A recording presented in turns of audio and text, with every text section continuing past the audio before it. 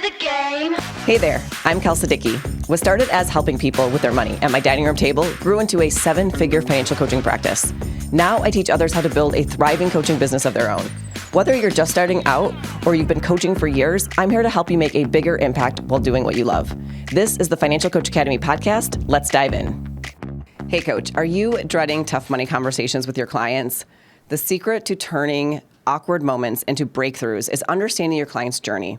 I've created a free guide that shows you exactly how to map where your clients are in their financial transformation, making difficult conversations easier and more effective. When you know exactly where a client stands, you can communicate with confidence, address challenges compassionately, and guide them forward without fear. Download my free client journey guide at financialcoachacademy.com/client journey today and watch those difficult conversations transform into your most powerful coaching moments. Your practice and your clients will never be the same. I want to start this episode with a quick review from Truel, I think, is how you pronounce this username on iTunes. This person says, every episode is packed with actionable information for financial coaches to learn and grow. Be ready to take notes. Thank you so much for taking the time to leave a podcast review. Welcome to today's episode of the Financial Coach Academy podcast, where we dive in to the real challenges and solutions for growing your coaching business. Today, we're tackling something that keeps many coaches up at night: difficult conversations with clients. So what exactly are difficult conversations? They're those moments that make your stomach tighten, delivering news about negative cash flow, addressing missed opportunities, discussing a client's spending habits that don't align with their stated goals, anything that feels like you want to avoid because your client will be unhappy or uncomfortable. When we avoid these conversations, several things happen. Problems compound, resentment builds, and most importantly, we fail to serve our clients with the honesty they deserve. And we owe it to them to buckle up and dig in. That's what they're paying us for. The truth is, our discomfort with these conversations often stems from our own fears.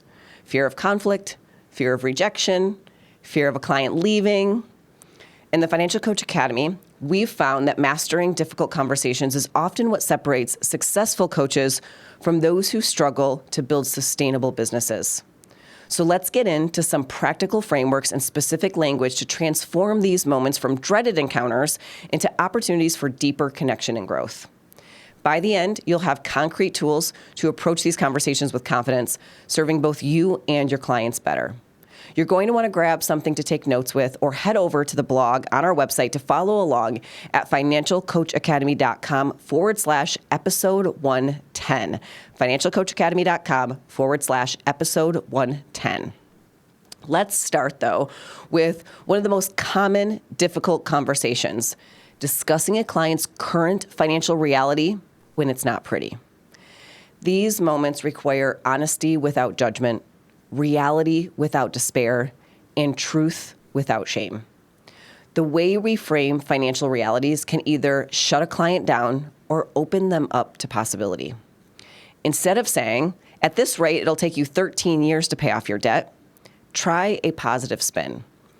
Based on everything staying exactly as it currently is, we don't make any changes, you don't seize any new opportunities, we don't try any new strategies, we just move forward as we are. It looks like your debt will take approximately 13 years to pay off. What do you think of that? Depending on what they say, you may follow it with, should we explore options for trying to speed up this timeline and see the impact we can make with those?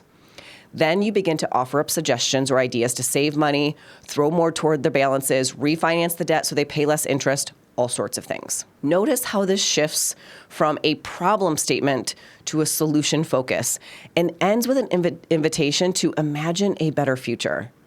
Another example, instead of your $800 negative every month, try what we can now see is that your income is $7,000 per month. Your expenses are $7,800 per month. That shows us the numbers behind what you've been experiencing, why you've been feeling stressed, and why you sometimes need to resort to using your credit cards. You have a gap of $800 per month. Or, I have no doubt that the stress you are feeling, the pressure you're under, the juggling you constantly have to do is because of this. I can see some opportunities where we could potentially shift your cash flow and turn this around. Would you like to explore those options? This approach acknowledges their reality. validates the emotional impact, and offers hope. And notice that we're including the client in the conversation and giving them choices and opportunities to talk about how they're feeling. In our Financial Coach Academy program, we've seen coaches transform their client relationships simply by changing how they present financial realities. The key is to balance honesty with hope, never sugarcoating the truth, but always illuminating a path forward. Some topics in financial coaching feel particularly delicate: spending habits that don't align with stated goals, financial infidelity between partners, or business finances that aren't working. These conversations require extra care because they often touch on deeper issues of identity, values, and sometimes shame. The language we use can either create defensiveness or openness. Instead of, "You clearly have no system for managing your money." While this may be true, it's not kind or helpful, and it creates shame around the very reason they're coming to you for help. I sort of have a smile on my face when I read that example because I think, I really hope no one's doing it this way. I really hope that is an extreme example, but I don't know for sure. So instead, try something like this. Tell me about how you're currently handling your finances, what's working well for you, and what feels challenging. This approach assumes competence, invites partnership, and allows the client to maintain dignity. Another example, instead of "your business isn't making enough money," try "let's get clear on your business's break-even point so you know exactly what revenue target to aim for." Notice how this shifts from a judgment to a specific, actionable focus. Plus, it's important to look for the strengths in any system a client has created, even if that system isn't working perfectly. Every financial habit, even problematic ones, usually began as an attempt to meet a legitimate need. When we acknowledge this, clients feel seen rather than judged, making them much more receptive to change. Remember that your goal isn't just to point out problems, but to build financial capability and confidence. I used to lose sleep before coaching sessions where I knew I had to deliver difficult news. So if I saw someone's finances and they were way over budget every month, and I felt like, oh my gosh, I'm going to have to be the messenger of terrible news. What are they going to think? How are they going to react? And I used to be so worried about it. Now I actually ask about their perspective first in the prep work for the call. I use questions like, on a scale of 1 to 10, how would you rate your current financial health? What concerns you most about your financial situation? And how would you describe where you stand financially right now? This helps me gauge their awareness level and adjust my communication accordingly. Often, clients already know something isn't working. They just don't know what that is, and they don't want to face it alone. And when we can help them pinpoint what's been causing the way they've been feeling, it can actually be refreshing and a relief. When clients have lower awareness, I might need to be more direct and clear about the challenges I see. When clients have higher awareness, I can focus more on solutions and next steps. This approach creates a foundation of respect. You're meeting clients where they're at rather than assuming what they know. Instead of avoiding these conversations, prepare for them so you're less nervous and can deliver the message clearly and effectively. Preparation might include practicing what you'll say, anticipating reactions, and having resources ready. Remember that delivering tough news with care is one of the most valuable services you provide. You're helping clients face realities they've been avoiding, which is the first step toward change. Now let's talk about building trust through validation. Building trust is essential before, during, and after difficult conversations. One of the most powerful ways to build trust is through validation, acknowledging your client's reality and feelings. This doesn't mean you agree with all of their choices, but that you understand their perspective. Some key phrases that help build trust are, "That's a really common challenge I see with my clients." This normalizes their experience and reduces shame. "I can understand why that feels overwhelming." This acknowledges the emotional impact of financial challenges.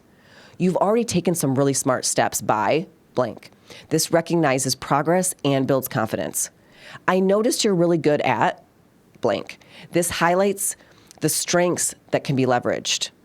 Validation creates psychological safety, which research shows is essential for learning and change. In physical fitness, my own coaching practice, I found that clients who feel validated are far more likely to follow through on action plans. Many coaches rush way too quickly to solutions without first acknowledging where clients are and how they're feeling. Remember that financial challenges often come with emotional weight. Acknowledging that reality creates connection. When validation becomes a habit, difficult conversations become easier because you've established a foundation of trust. One of the best steps I started taking in my financial coaching conversations was to talk with my clients about change itself. Change is at the heart of financial coaching, but how we talk about change can determine whether clients embrace it or resist it. Check out episode 27 for an example of something we share with our clients so that they know what to expect when it comes to their growth and development around money. Language that feels directive or judgmental can create resistance, while language that invites collaboration creates engagement.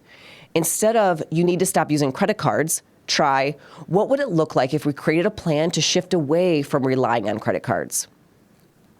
This invites the client to imagine a different future rather than feeling criticized for their current behavior. Another example, instead of your budget isn't working, try let's explore what parts of your current system are working well and where we might need some adjustments. Notice how this acknowledges that some things are working while suggesting refinement rather than rejection. Emphasizing language like this maintains client agency and ownership, which are core to creating a healthy coach-client relationship and getting clients excited about change. The language of collaboration, we, let's, together, creates partnership rather than hierarchy. Remember that your clients are the experts on their lives. Your role is to offer tools, perspective, and accountability. When communication about change honors the client's autonomy, they're more likely to embrace the changes and sustain them long term. So let's talk about the power of questions next. Questions are some of the most powerful tools in your coaching toolkit, especially during difficult conversations. Great questions open up possibilities rather than narrowing them and invite reflection rather than defensiveness. Here are some favorites that create openings in tough conversations. First, what would feel like a win for you in this area? This clarifies goals and helps prioritize. 2, how would life be different if this wasn't a concern anymore? This builds motivation by connecting to deeper values.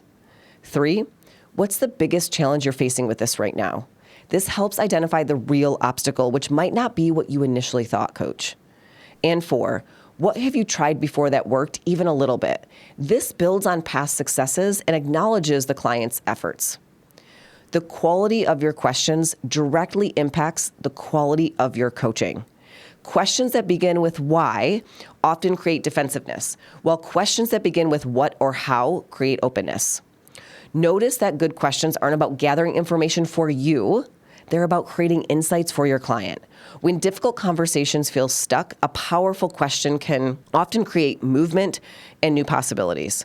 Another key element of having difficult conversations is handling emotional moments. Money is emotional, and sometimes our conversations will touch raw nerves. When clients become emotional during sessions, our response can either deepen trust or damage it. Here's how to handle some vulnerable moments. First, acknowledge their feelings.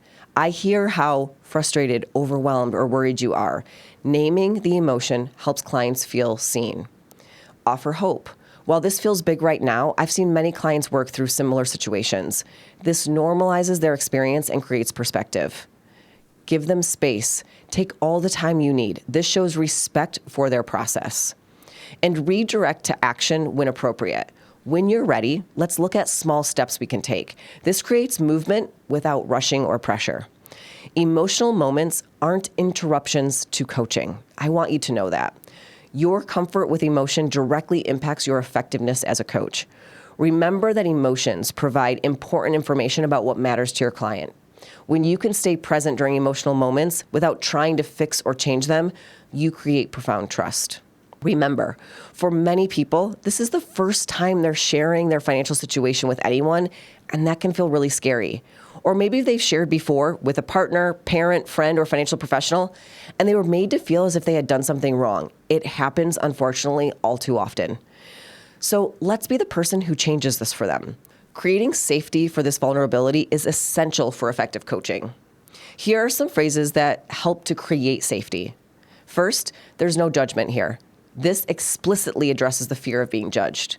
2, financial challenges don't define you. They're just situations we can work through. This separates identity from circumstances. Safety isn't created through words alone, but through consistent action. When clients feel safe, they share more honestly, engage more fully, and commit more deeply to the process. And psychological safety is the foundation for all the other work you'll do together. Your ability to create and maintain this safety directly impacts your effectiveness as a coach. Let's talk now about communication don'ts. Just as important as what to say is what not to say during difficult conversations. Certain phrases shut down openness and create resistance. So avoid phrases like "you should have," which focuses on the past, which can't be changed, or "this was a mistake." This creates shame rather than learning. "Why didn't you?" This feels accusatory and can create defensiveness. And "that's wrong." This creates a right and wrong dynamic rather than exploration. Instead, focus on the present and the future, on learning and possibility. In the Financial Coach Academy, we emphasize that language is a tool that can either open or close doors.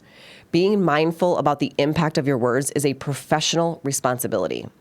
Remember that your goal isn't to be right or to fix your clients, but to create conditions where they can discover their own answers. Difficult conversations aren't obstacles to coaching.